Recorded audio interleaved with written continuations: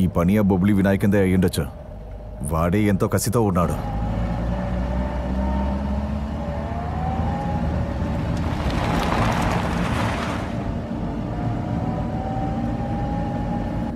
అబ్బా మీకేం కాలేదు. ఇంకా నయం తలారి ఉన్నాడు. తలారి నీకేం కాలేదుగా? ముందు నీ గొంతు దగ్గరగా కత్తుంచాడు, మరెందుకని కోయలేదు?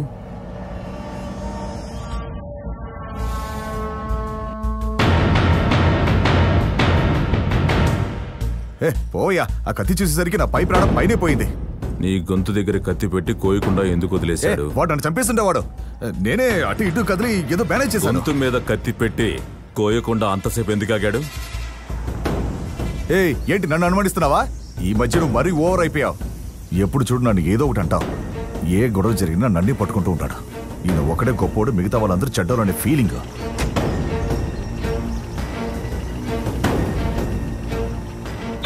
నానా వాడు నోటికి వచ్చినట్టు వాగి వెళ్తే మీరు చూస్తూ ఊరుకున్నారంటే.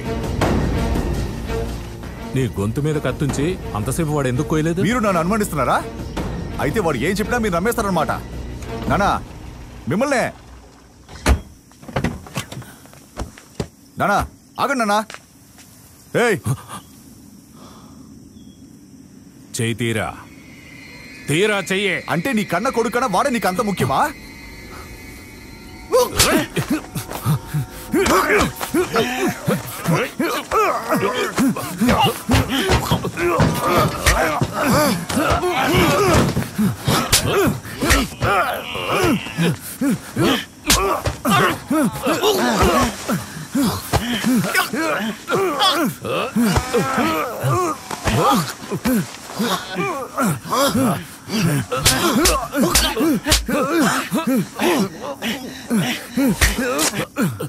అవునయ్యా, ముందు తలారికి గురి పెట్టాను. నిన్ను లేపేసి వాణి లేపేస్తాను.